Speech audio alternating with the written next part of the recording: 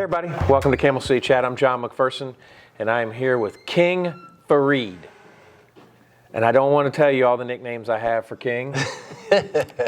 Kingg is a personal trainer, owns Unique Fitness, and let's be honest, I'm a work in progress. So we'll start with that. We all are works in progress. Yeah, but I mean, you know, I'm not the worst though, right? Nah, you're definitely not the worst. All right, so let's get it going. You're unique. Huh? You're unique. Yeah, right. He named the gym after me. So let's get started with this, and it's always the one thing. It's like, what's the first question, and that is, where are you from, and how long you been in Winston? And I know you got a story, so we're going to talk about that later, but where are you from, how long you been in Winston? I'm from Winston-Salem. I've been here all my life. So you were born at Forsyth? I was born in Forsyth Hospital. Okay, all right, and then grew up here. You went to? I went to Hallwood. I started off, I went to a private school. Okay. I went to an Arabic school. It was called Sister Clara Muhammad. It was off of Liberty Street. Okay. And from there, from the 5th grade, I transferred into the public school system. Right. We moved from the East Winston side of town to the south side. Right. And I started Hall Woodward Elementary. Okay. I was in the 5th grade there, but because of my age, transitioning from private school to public school, I was put back in the 4th grade. You got redshirted? I got redshirted. Okay. I put back in the 4th grade, and from there, finished 5th grade at Hall Woodward. I went to Hill Middle School. Did 3 years at Hill Middle School. From there, I went to Glenn High School. I came out of Glenn in class of 93. Came out of Glenn in class of 93, and then you went to camp for a little while, summer camp. We'll talk about that. And then, how long have you been back in Winston? Since 2013. Since 2013. All right. So we're going to talk about other things there. People will completely understand that when we get to that. What's your favorite place to eat? That's not hard at all. Right.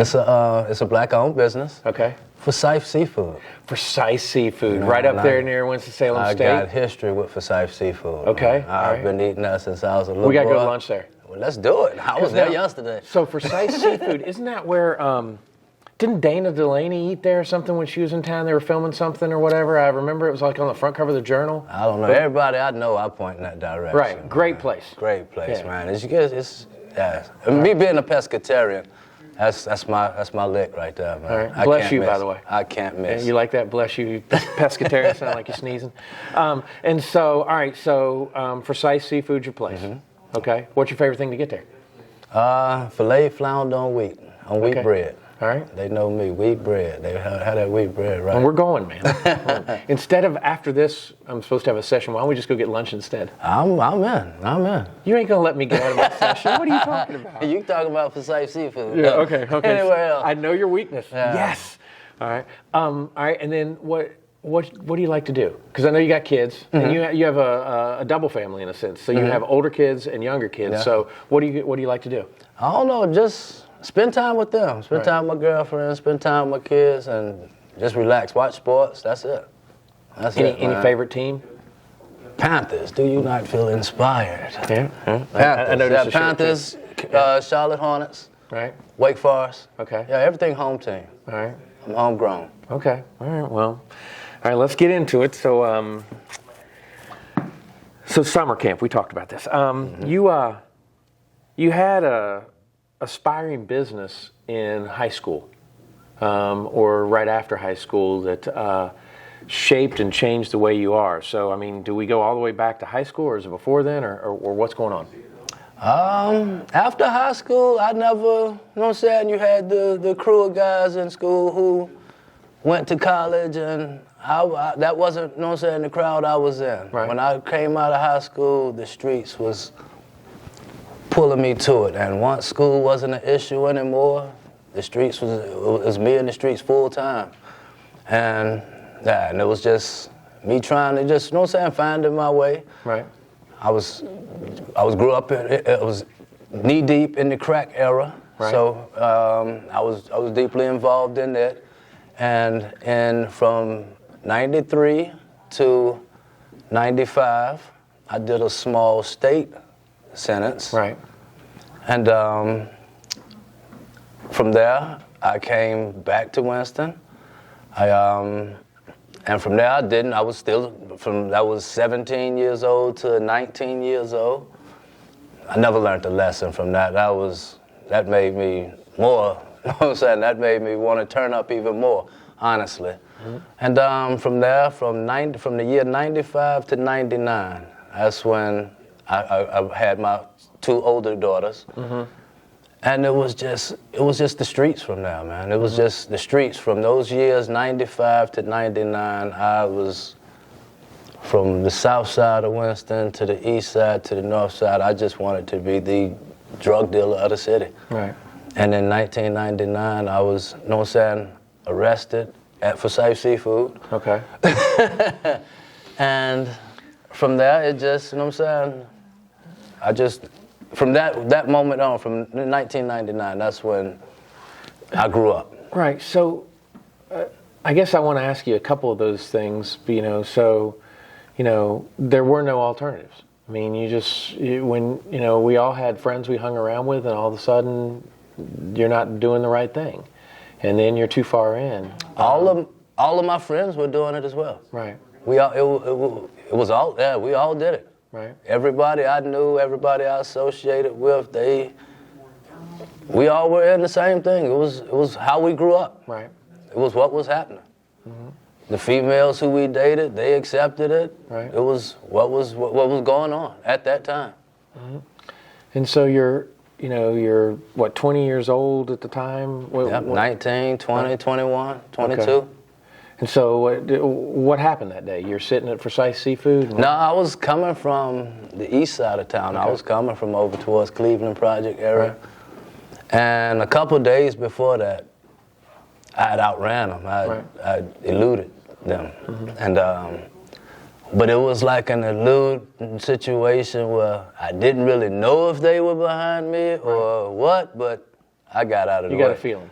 Yeah. And it was a couple of days later. I was leaving the east side of town and I was headed back to the south side. And they saw my car and they did a U-turn. They got behind me and they pulled up alongside me because they know I had a heavy foot. It was a written rule in our circle. Right. We don't pull over for nothing. Right. So, and I was pulled over. They pulled up alongside me and they told me that my license plate was falling off. Right. I said, okay, I'll get it. I kept going and I pulled into Forsyth Seafood and they just, you know what I'm saying? They boxed you. They boxed me in and it was a wrap from there. Okay. And so obviously they arrest you at that point, and you go to Forsyth Jail, and then from there you are sentenced. And when we talk about the streets and things like that, one thing is you can't be a snitch. Absolutely. They wanted you to turn and you didn't. I didn't.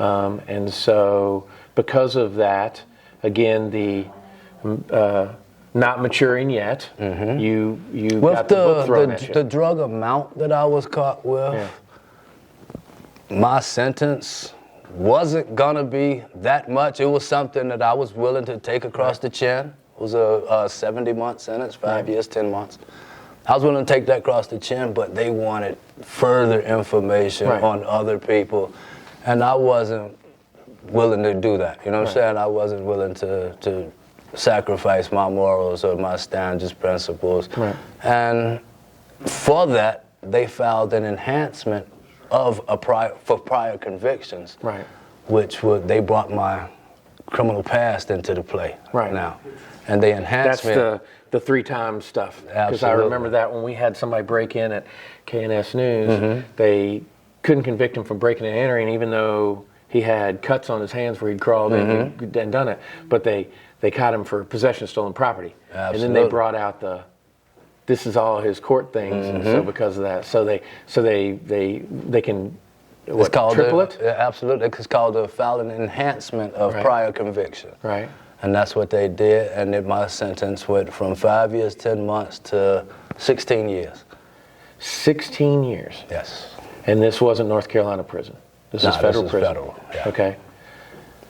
Okay. Mm-hmm. And where are mom and dad in all this? They're at home, crying. Okay. Where'd we go wrong? All that stuff. Right? Mm-hmm. All right. And you had how many children at this point? 2. 2 kids, and you're done. Yep. Right. So where'd they ship you? I went to Louisiana. Okay. Nice, cool place. Yeah. Yeah. Right. I went to several places. Right. I went to several. I was in Maryland. Okay. Cumberland, Maryland. I was in Pollock, Louisiana. I was in Petersburg, Virginia. I was in Edgefield, South Carolina. I was in Lexington, Kentucky. Right. I was in Bennettsville, South Carolina. Mm-hmm. And I was in Williamsburg, South Carolina. How often do they move you around, and why do they move you around? It's have several reasons they'll move you around. Population increase for right. one. 2, they'll open up a new location. You can put in a transfer there. Right. Disciplinary. Right. One of those transfers for me was a disciplinary. One was a chronic care swap out. Right. And just good behavior. Sometimes your custody level drops and right. you're able to transfer to another location, get closer to home. All right. And I promise this does get better, folks. With all of this, what happens then now? So you're in prison, and your first place is Louisiana. When do you see your kids? Years later. Okay, when you get within like a 4 or 5 hour drive? When I was in Maryland. Okay. I was in Maryland, they would come see me. Now, are you writing at the time? Absolutely, like that's what all I did, yeah. Okay. Right. All I did, write, read, and worked out. All right, so that was where this was birthed at. I would be petrified. As I joked with you when I spent 4 hours in the Wilkes holding cell outside back when I was in high school because I got a couple speeding tickets back to back, and my parents and the judge and my attorney wanted to teach me a lesson, which, hey, it worked for me.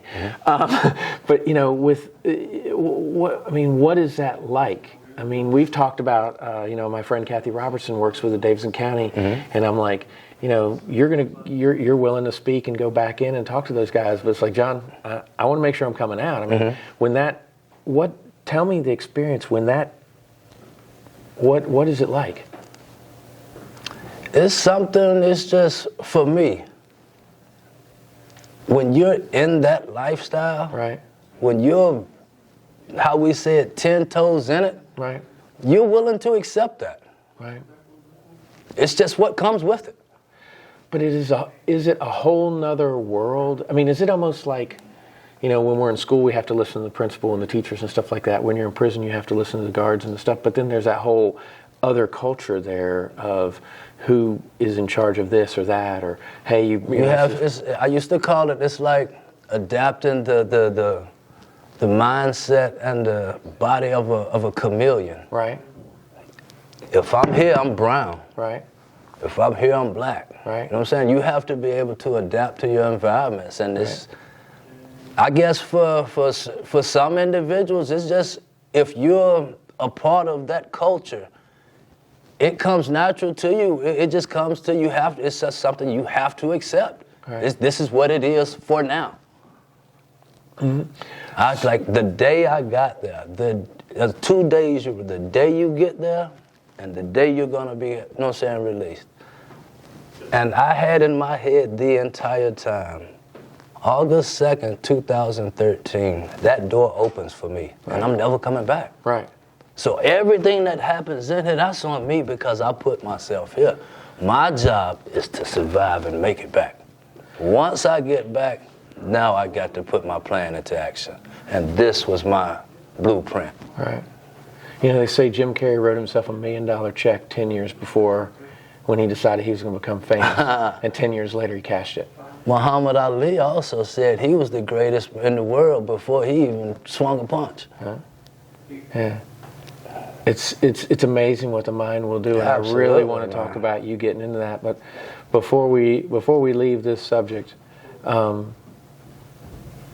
know if you could go back, you'd change it. What can you say to somebody that's, their kids are having issues or things like that? I talk to a lot of my friends, my peers right now. Right.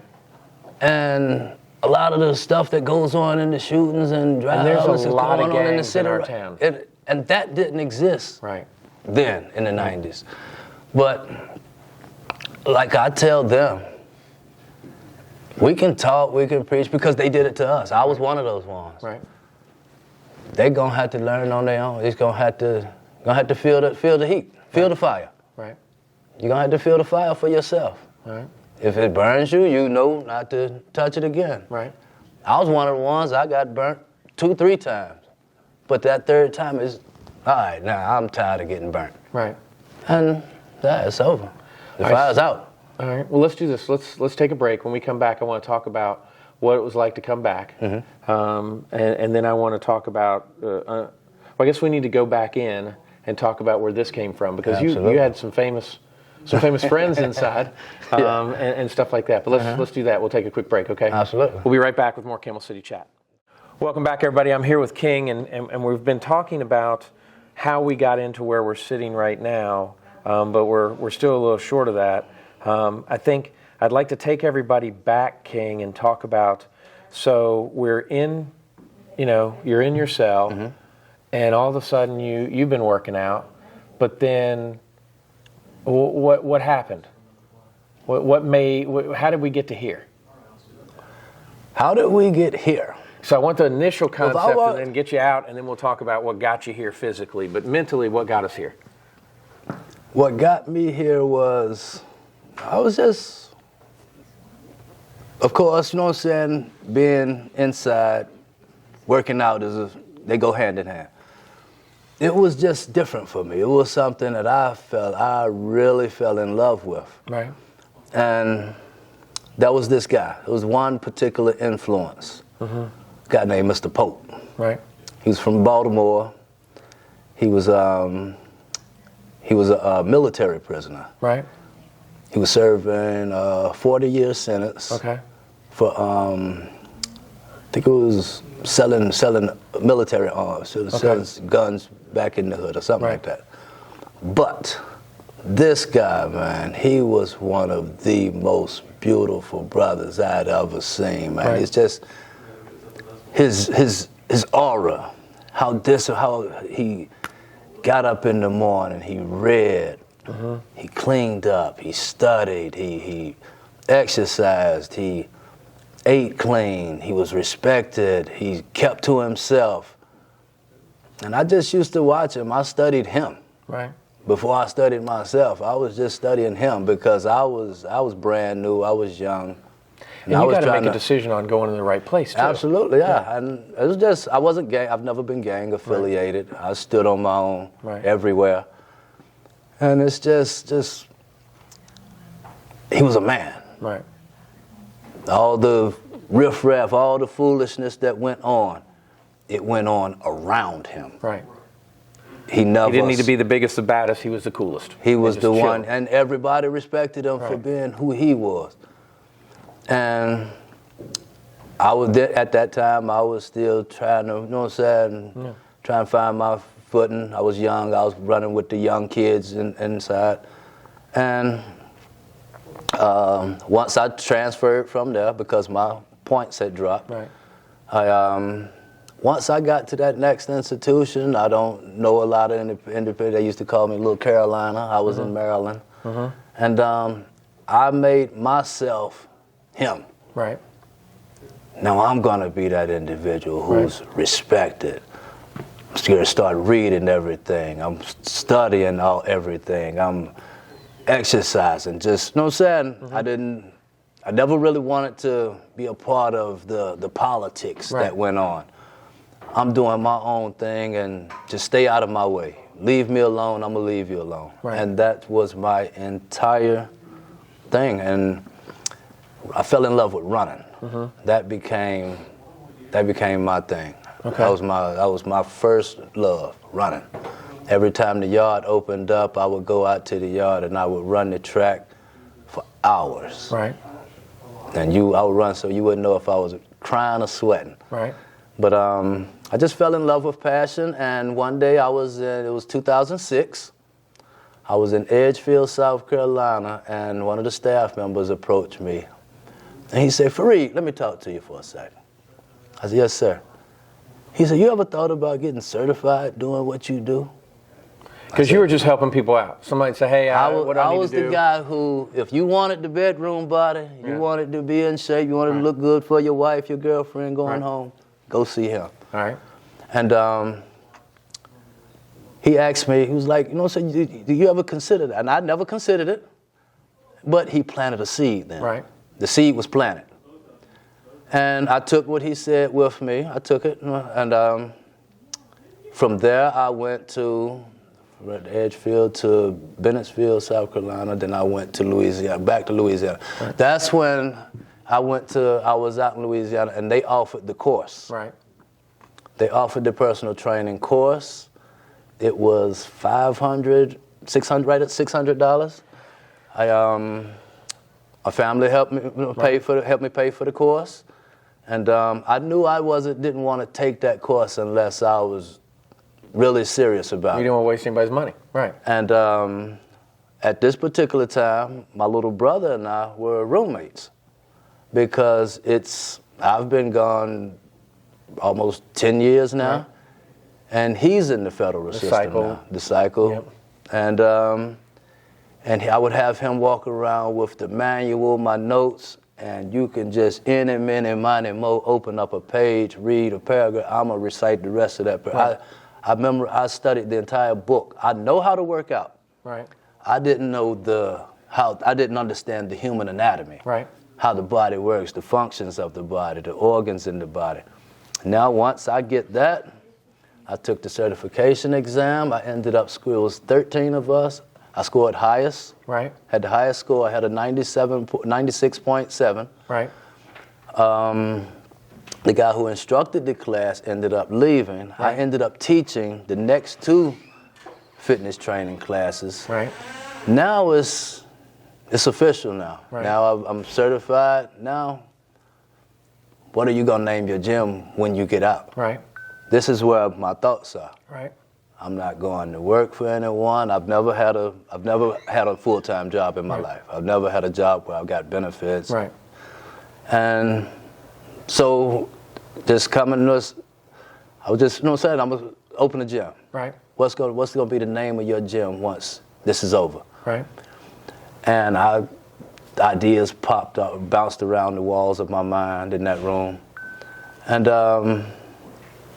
Unique Fitness. Right. And everybody always said my particular style of training is different than, what they're accustomed to or what they're used to.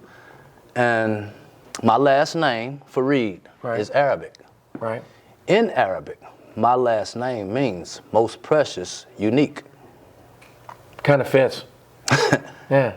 Okay. So now, what's the name of your gym? Right. Fareed, Unique Fitness. Right. And that stuck with me, and this is what you have right here. Right. All right, so you have describe your training philosophy, like your mantra or whatever, because you got a lot of clients, and I mean a lot of clients that people would know. I mean, if you name them out. I mean, I met you through Mindy Bloom, and of course Art trains here too. I don't think they have a problem with that, but I mean the other people. But you have a lot of people that train with you, and what's that uniqueness about Unique? I'm me. Right. I'm just me, man. I'm just me, man. I guess it's the passion. Right. In what I do and what I bring to the table. I love what I do. People can tell that I love what I do. Right. It's always, I bring variety to the table. I've got clients I've been working with for several years. They've yet to do the same routine, and it's because I had 14 and a half years of practice doing this for free. Right. I got all the at-home experience, needed. That's why I can take you on the floor, and you don't even need a single weight. You will feel like you've done. Go ahead. But, yeah. It's just, man. I've never crawled across the floor in here to get to a bench to get myself up off the floor. I've never done that, King. It's not like you got video of it. I know someone who has footage of you. Yeah, that's true. He's interviewing today for something, isn't he? So you are mentioned in a book by who and why? Because he wanted to train with you, right? Yeah. Right, so what? Tell me about that. Robert Mello. Okay. He was the lead head Democratic senator of Pennsylvania. Right. And he did a short, you know what I'm saying, bit in the federal system. And he wrongly convicted. Wrongly convicted, right? And he and I crossed paths, and I trained him a couple times, and he was one of those ones who I just seen in a low state. Right. I seen him, you know what I'm saying, in a low state, and I don't care who he is, or I didn't know who he was or what his status was. I just seen him with his head down. I seen him with his head down, and come on, man, we don't do that. Right. Come on, walk with me. Yeah. I got him on a workout routine. That's the wounded animal. Everyone's going to go for that person if they can tell they're down, right? Yeah, absolutely. And I just, you know what I'm saying, I straightened up his back, and he's appreciated it ever since. He and I are good friends right now. Yeah. Yeah. It's interesting to me because, I know if going back, and I'll ask you this question, but my feeling is you'd probably change a couple things. But one thing is who you are and your beliefs, and you're mentioned in his book specifically because he's being sent to the hole, and he's wanting to see if you're there, and you're in the hole because they tried to send you, but then the guy down there said, no, leave him alone. And then the next day they tried it again and you got sent down.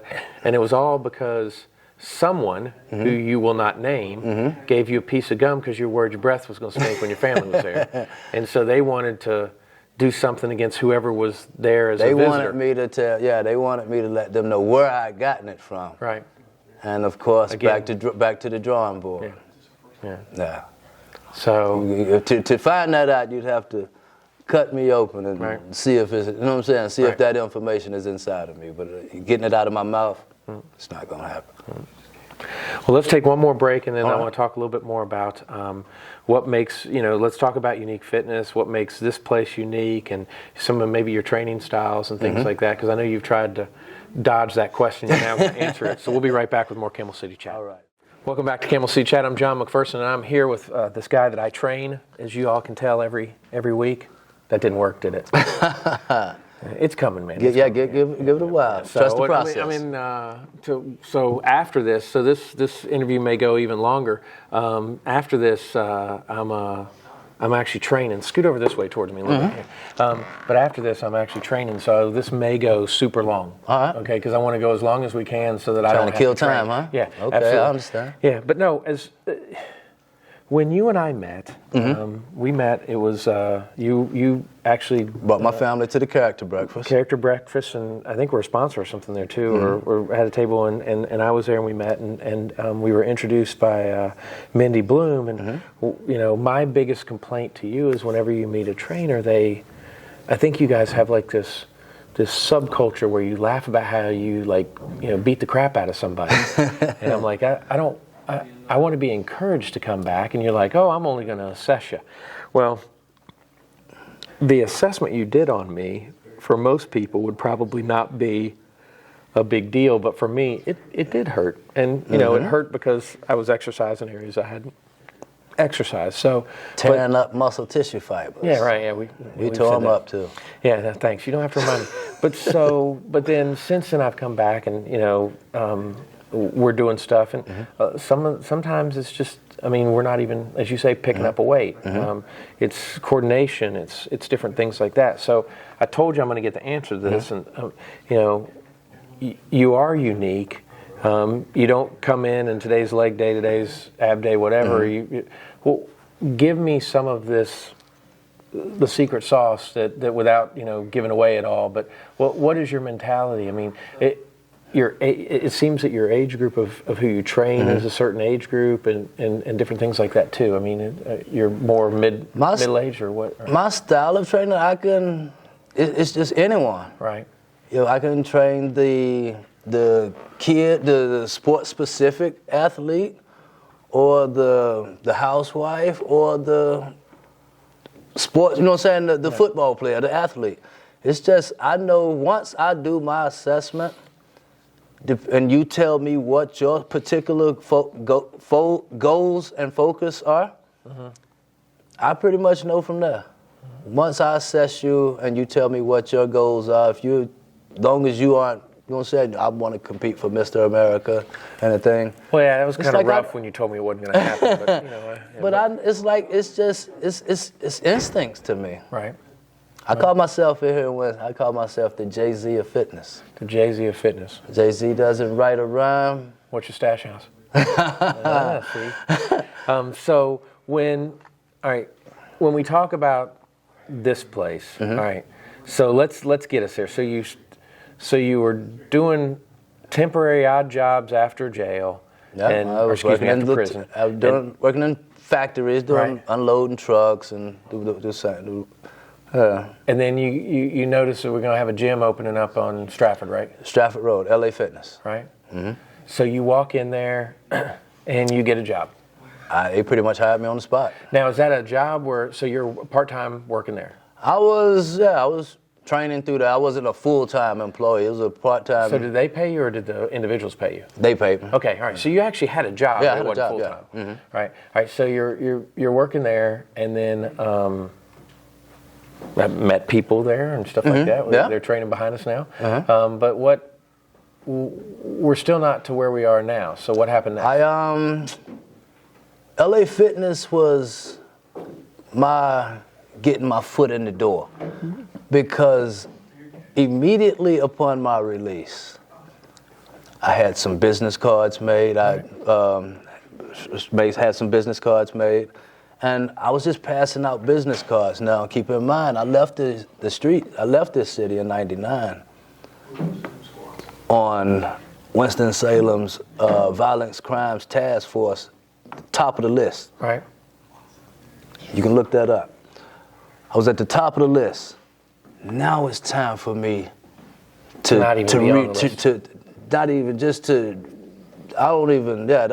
insignificant now. I would love to see that list now and show them who I am and where I am now. So but I would start training down at Haynes Park for $5. Right. So I had to reinvent myself. Right. And I had to just press the gas pedal on it, and the gas pedal is still down. Because this is who I am now. If you expecting that other individual to resurface, it's not going to happen. This is who I am. This is what I am. And that's what I went through when I was a kid. It's like, you know what I'm saying? What was it like when you came home? It was great. It was great. Did they try and get you back in? Yeah, there's no, nah, absolutely not. Okay. Nah, I'm a leader. Yeah. Nah. Mm-hmm. Yeah, I'm a born leader. Okay.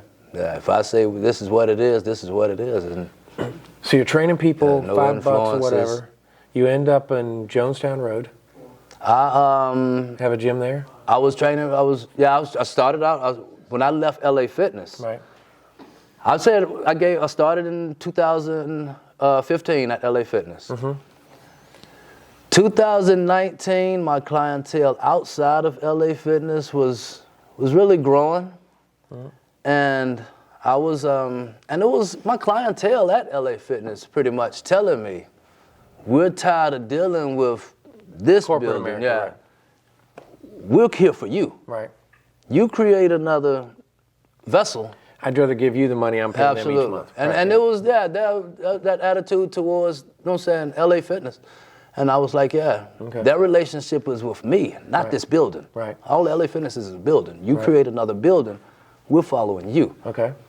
And then I have a girlfriend she's so supportive, and she wanted to see me see my vision through. And teamwork makes the dream work. We found a location, and then and it's like all the ingredients I needed for my recipe were already Well, you got around clients going with you to meet with attorneys and stuff like that. I mean, I'm surrounded by some great people, man, and it's like I didn't know that. right. But it's like once I opened my mouth to speak and I put my desires out, it just happened, man. And it happened. I didn't see it happening. It happened. Mm-hmm. It was, King, what do you want to do? Yeah, I want to open a gym. Okay, have you found a building? No. Okay, so now when I'm driving around, I see this place for lease, this place for lease, this place for lease. Now, did you call them? Did you call them? No, I don't have the money to call them. Don't worry about the money. Just, you know what I'm saying? How much is it? Mm-hmm. And it's doors open, man. Mm-hmm. Doors open. Pre-pay for training. So now you have, you got a great location here. Mm-hmm. So where are we? We're on Burke Street, okay. 105 Burke Street. Okay, so we're on 105 Burke Street. Downtown. Right, and great parking in the back. We walk right in. Come in, you got your, I can put my clothes or whatever. I got basket bins, and then we have this area here. Bins, you got the changing room, one of the best smelling bathrooms downtown. That's right. And then, so how do I find out more about you? We're on. You can follow us on Facebook. Right. You can go to the website, Unique Fitness Studio. Okay. We have an Instagram page, Unique Fitness Studio. Right. Or you can always call me. I have my own Facebook page. You know what I'm saying? Kingg Fareed. Right. And or if you Google. Right. Unique Fitness. You don't even have to Google best gyms downtown Winston-Salem, North Carolina. It's going to come up? It's going to come up. We're in the top 3. Okay.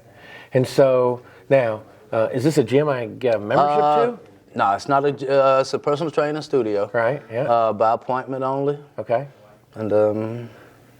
And so your sessions are how long normally? I do 30-minute sessions. I do 1-hour sessions. Yeah, no, you ain't doing an hour session with me. All right. So what do I? My assessment is free, right? Mm-hmm. Your assessment is free. And so what's that mean? Your assessment consists of a lower body exercise, an upper body exercise, and a core strengthening exercise. Right. None of your rep counts exceeds 10 on these particular exercises. It's all it's doing. I'm identifying your strengths. I'm identifying weaknesses. I'm identifying balance. I'm identifying imbalance, and it's just me getting an overall view of where you are. Right. And after that particular workout assessment, I know everything I need to know going forward. So when you evaluate someone like me with strengths, I mean, besides good looks, there's really not anything else, right? Absolutely not. Yeah, that's what I figured. So. And so weaknesses, he can't pick his legs up further than, whatever. But there's heart. You got that. Absolutely. And then, so then you talk and we determine where I want to go with things, or? From there. Right. I pretty much know, what I'm saying, if we can start out 30 minutes, 1 hour, twice a week, 3 times a week.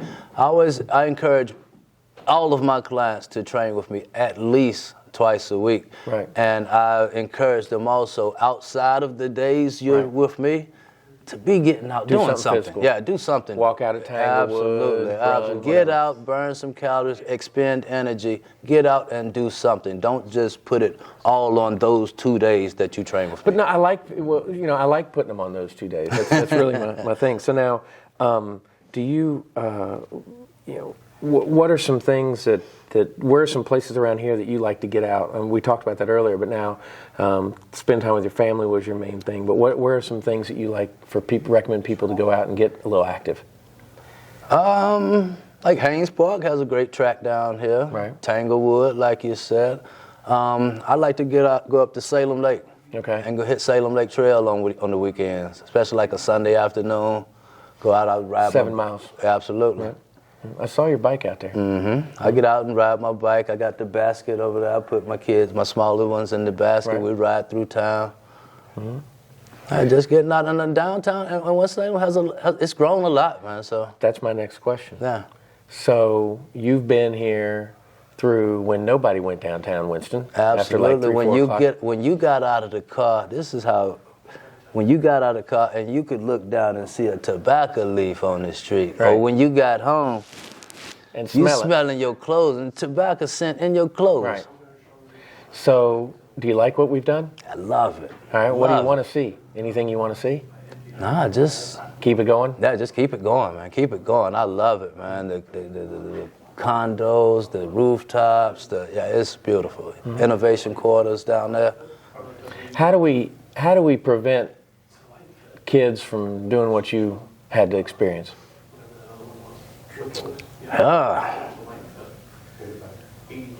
And things are just so different now, man, because of technology, man. Right. It's like these are computer thugs now. Right. I don't know where these kids, where they hang at. I don't know. It's like when I grew up, it was like you knew who you had, you know what I'm saying, a beef with. You knew who that side of town guys were, and everywhere you went, those were the East Winston guys. Those were the South Side. Those were, you know what I'm saying, Boston. Now everybody's everybody. You don't know who's who, so and it's just different. It's just different, man.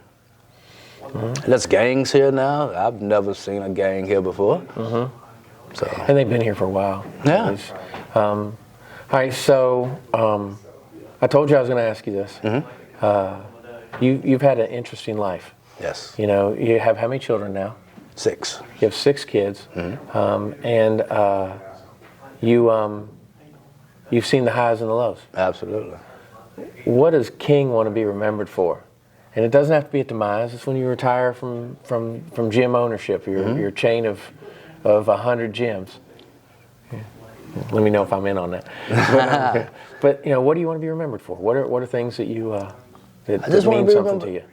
Despite what I went through, what the story of my life. Right.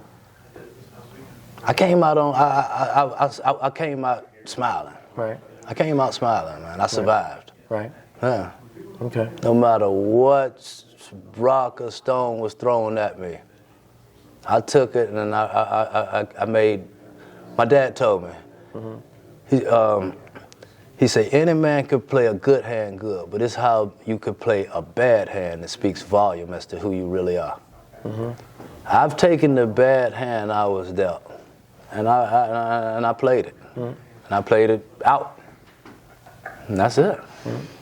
I would also say that I can tell, you know, being here with you and the determination and stuff like that, that you know in the past what happened with your children compared, and so you really, I think, strive with all of your kids to really be there for them now. Absolutely. The older ones that you weren't there for, you've worked hard to make it's everything like whole. The threats that I had growing up no longer, they won't have to worry. It's different threats I have to protect them from now. Right. Threats that I'm not even ready for. You see what I'm saying?